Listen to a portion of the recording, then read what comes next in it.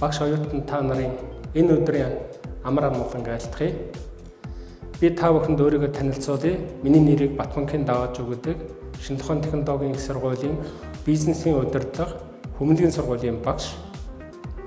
Өнөөдөр та бүхэнд би ажлын шинэ байрыг бүрдүүлэх хэрэглээний боловсрол сэдвт лекцийг уншиж байгаадаа баяртай байна.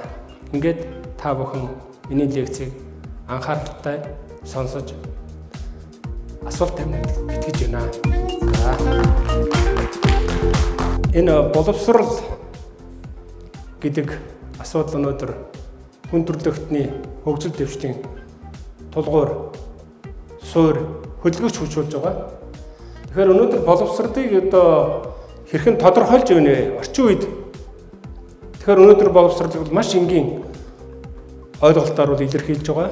Энэ бол нэгдүгээрт үйл явц, хоёрдугаарт үр дүн, гуравдугаарт үнэт зүйлс, дөрөвдүгээрт үзэгдэл. Боловсрол бол агуулгаар тодорхойлогддог. Агуулга бол мэдлэг чадвар дадлын цогц гэж үздэг. Орчин үед бол нэгдсэн үндэсний байгууллагын ЮНЕСКО-гоос энэ боловсролын асуудыг олон улсын хэмжээнд судлах, дүгнэх, үнэлэх ийм шинэ нэр томьёонуудыг бол гаргасан байгаа. За энд бол эхлээд бол чадах гэдэг ойлголт байдаг. Чадах гэж одоо юу гэж хэлж байгаа нөхөр тодорхой мэдлэг боловсролын тусгаж авах суур үндсэн чадварыг нэгдэл гэж үздэг. Жишээлбэл ерөнхий боловсролын дунд сургуульд төгссөн сурагч их сургуульд элсгийн тулд 400-аас дээш оноо авсан байх ёстой. 450, доод тал нь 400, за 450, 500. Сурагчийн чадварыг тодорхойлж байгаа. Өөрөөр хэлбэл их сургуулийн боловсрол, дээд боловсрол эзэмших суур босго оноо энэ бол. Энэ чадварын асуудал байгаа. Чадвар бол ерөөсөө мэдгийг практик хэрэгжүүлэх үйл явц. Өнөөдөр хүн төрөлхтөн бол боловсролыг бол чадамжаараа илэрхийлж байгаа. Чи юу хийж чаддаг вэ? Чи юу хийж чадах вэ? Чи юу хийж чадж ирсэн бэ гэдгээр бол боловсролыг тодорхойлж байгаа. Түүнээс биш чи юу мэддэг вэ гэдэг үе бол 20 дугаар зуунд бол дууссан байна. За эндээс нэг зүйлийг одоо онцолж хэлэхэд бол энэ төлөвшил гэдэг асуудал. Үннийг хэлэхэд 1990 оноос хойш бид бол энэ хүмүүжил гэдэг нэр томьёог бол боловсролын нэр томьёо ойлголт ухтнаас авч хайсан. Энэ бол бидний хамгийн том алдаа байсан. Одоо эргээд 25 жилийн дараа харахад бол бид бол хүний оюун ухааныг хөгжүүлсэн болохоос биш зүрх сэтгэлийг бол төлөвшүүлдэг байна. Төлөвшил энэ хүмүүжлийн асуудал бол одоо манайд бол хамгийн чухал асуудал болж байна гэдгийг онцолж хэлэх гээд байна. За боловсролын зорилгыг маш одоо оновчтой тодорхой байдлаар бол тодорхойлсон энэ бол боловсролын багц хуулинд байдаг. Ерөөсөө л бие даан сурах, ажиллах чадварыг төлөвшүүлэхэд оршино. Эний одоо сонгодог жишээ нь одоо байгалийн шинжилэлээр үл хэрэг ангахаа дэгдэх хоёр юугаар ядгардаг юм бэ гэж. Ангахаа гэдэг бол өөрийнхөө хальсыг бол цоолох чадваргүй, ихэнх гаднаас нь бол одоо цоолж өгдөг нэг. Хоёрдугаарт нь ангахаа бол бие даан амьдрах чадваргүй байдаг. А дэгдэхээ бол өөр. Хугацаа нь бол өөрөө өндгөө дотроос нь цоолж гарч ирээ шууд бодаа өөр тариа бол ингээд тоншоож яваад өгдөг. Энийг амьдрах чадвар гэдэг. Ийм зарчмын ялгаа байгаа. За энийг би ингээд хэлчихье. Тэгэхээр бидний одоо хамгийн гол хэлэх гээд байгаа юм бол ерөөсөө оюутан бол энэ суралцах хугацаанд бие даан сурах, ажиллах, амьдрах чадварыг л өөрөө өөртөө төлөвшүүлэх хэрэгтэй. Багшийн өгч байгаа мэдлэг тэр мэдээллийг бол боловсруулад өөрийн болгоход хамаг учрал оршоод байгаа. Тэрийг бүр чадамж болтол бол эзэмшүүлэх хэрэгтэй. Төлөвшүүлэх хэрэгтэй. Ийм санаа байна. За дараач. За энд бол хоёр үндсэн асуудал байгаа. Ер нь мэрэгжлийн суур чадвар, мэрэгжлийн үндсэн чадвар. Хамгийн гол юм бол эхлээд биднээс тэр мэрэгжлийн суур чадварыг эзэмшүүлэхэд бол бүх шатны сургууль бол энэ нэн тэргүүний зорилт болж байдаг. Өөрөөр хэлбэл энд бол академик боловсролын хувь хэмжээ бол илүү давуу байдаг. Үүний дараа бол тодорхой хэмжээний одоо тэр мэрэгжлийн үндсэн чадварыг эзэмшүүлэхэд чиглэх ёстой. Үүнд одоо прагматик буюу хэрэглээний боловсролын үндэс оршиж байдаг. Магадгүй энэ академик прагматик одоо боловсролын энэ тэнцүү харьцааг олсон үед хүн өөрөө хөгжиж төлөвшөж нийгэмшиж иргэншдэг гэсэн ийм одоо ерөнхий одоо чиг хандлага бол одоо сүүлийн үед гарч ирж байгаа. хөгжүүлэхийн тулд бид юу хийх ёстой юм бэ гэсэн ийм асуудалд орсон. Оюутныг хөгжүүлэхийн тулд юу хийх гэхээр энэ хөтөлбөрийн асуудал байж байдаг. Оюутны хөгжил төлөвчний хөтөлбөр гэсэн ийм асуудал байж байгаа. Оюутан өөрөө л өөрийгөө хөгжүүлж, төлөвшүүлж, нийгэмшүүлж, иргэншүүлэхэд л оршин гол утга санаа бол. За энийг яаж яах? Хичээлээр бол оюун ухааныг хөгжүүлнэ. Хөдөлмөрөөр бол хүмүүжүүлнэ. Энэ сурах хөдөлмөр. За анги хамт олноороо бол төлөвшүүлнэ. За бүлэг олон нийтээр бол нийгэмшүүлнэ гэж ингэж ярьж байгаа. Одоо бидэнд нэг ийм дөрвөн үндсэн ойлголт орж ирж байна шүү дээ. Хөгжил, төлөвшил, нийгэмшил, иргэншил. Энэ дөрвийн цогцыг төгөлдршилт гэж яриад байгаа. За суралцагчийн тэр суур бол үндсэн чадварыг бие даан төлөвшүүлэн хөгжүүлэх, ажлын шинэ байрыг бүрэлдүүлэх, ажиллаж хөдөлмөрөхөд оршино. Өнөөдөр оюутан 4 жил сурахдаа үндсэндээ нэг 15-аас 30 сая төгрөгийг зарж байгаа юм. Хоол, унд, хувцас, хунар, унаа, тээвэр, хөлс бүх юм. Тэгэхээр би оюутанд бол ганцхан зүйл хэлье. За хэрвээ чи оюутан болсон бол 4 жилийн хугацаанд ганцхан асуултанд хариул. Тэр ямар асуулт вэ? Сургууль төгссөний маргааш өглөө би хаашаа алах вэ гэдгийг хариул. 4 жилд ганцхан асуултанд хариулах. Энэ хөтөлбөрийг үндэслээд та бүхэн өөрсдийнхөө одоо бүтээл хийхний төлөвөг боловсруулах. 4 жилийн хугацаанд юу хийх юм? Юу чадах юм? Яаж ажиллах юм? Яаж амьдрах юм? Яаж сурах юм бэ гэдэг бүр нарийн ингэ детальч гаргах гэсэн юм. За дараа нь болохоор бол энэ төлөвлөгөөг биелүүлэхийн тулд оюутан бол үнэхээр хичээл зүтгэлтэй хүч чармаалт гарч суралцах хэрэгтэй. За энэ суралцах явцдаа бол тэр өөрийнхөө хэрэгжилтийн үр дүнг бол за энэ бол одоо ангийн зөвлөх одоо багш бар бол улирал тутамд бол үнэлт дүгнүүлж байх хэрэгтэй гэсэн юм санааг хэлж байгаа. Энэ бол эцсийн үр дүндээ ажил олгогчийн байгууллагт өөрийгөө хүлээн зөвшөөрүүлэх үндэс болж байгаа. За нэгдүгээр курс оюут юу хийх юм бэ? За нэгдүгээр курс оюутан бол үндсэндээ л одоо мэрэгжлийн суур 7 чадварыг эзэмшин хэд анхаарна мэрэгжлийн үндсэн 3 чадвар. Үндсэндээ нэг оюутан 4 жил сурахдаа 10 ажлыг агуулгаар нэгэд баяжуулаад явна.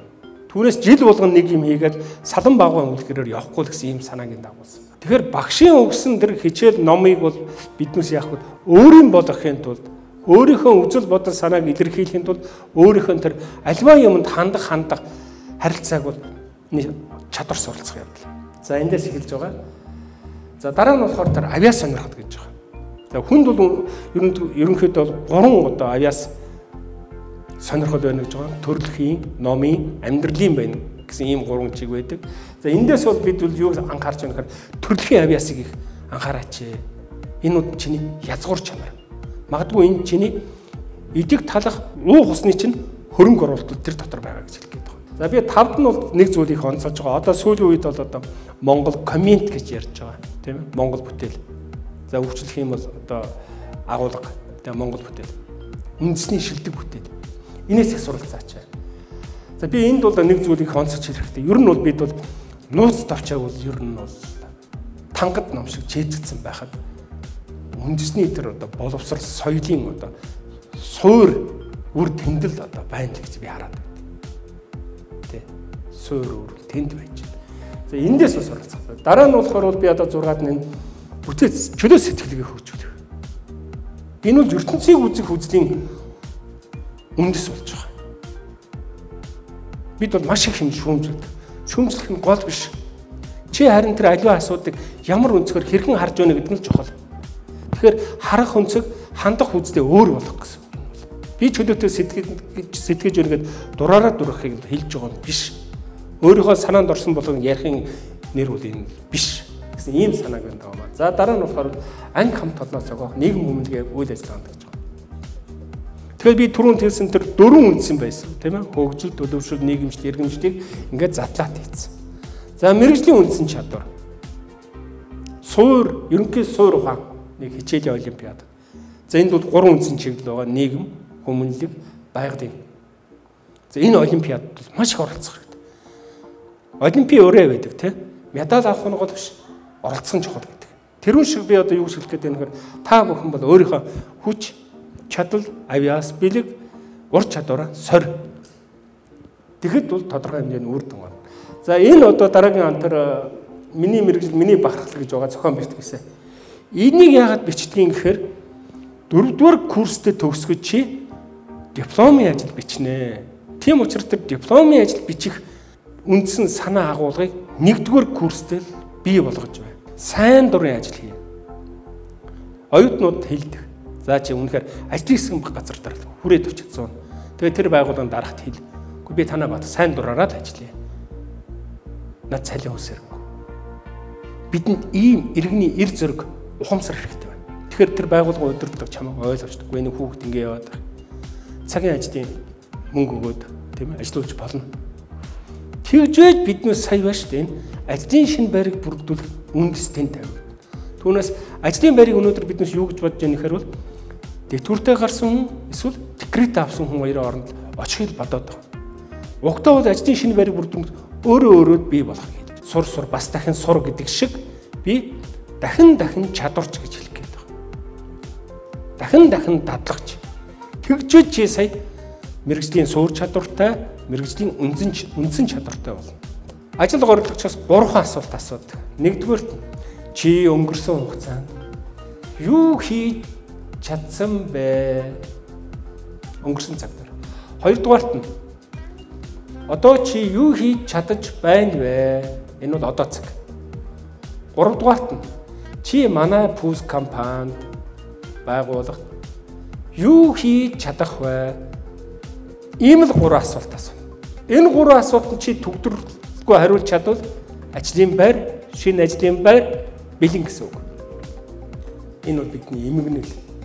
Тэгэхээр миний хэлэх гээд байгаа гол юм бол хүүхдийг хүмүүжүүлэхтэй, хөгжүүлэхтэй, төлөвшүүлэхтэй нэг аливаа эрсдлээс сэргийлдэг тэр аргыг л бид нэгдүгээр төгс хэвээр. Нэг. Хоёрдугаар тэр хүүхэд өөрийгөө хөгжүүлэх, төлөвшүүлэх, нийгэмшүүлэх тэр хөгжлийн хурдыг эрчимжүүлэх, идэвхжүүлэх аргыг өгөх хэвээр. Аргыг зааж өгөх хэвээр. Гуравдугаарт нь биднээс тэр хүүхэд өөрийгөө тогтвортой хөгжлийг бэхжүүлэх тэр арга замыг зах. Өнөөдөр бол биднээс огт өөр арга замаар явж байгаа шүү л гэдгийг энд онцолж байна. Энэ бол шүүмжлэл биш. За энэ бол олон жилийн судалгаагаар бол ингээд батлагдсан зүйл. Одоо өнөөдөр хүн төрөлхтөн бол за шинэ мянганы зорилт бол үндсэндээ 8 зорилт бол одоо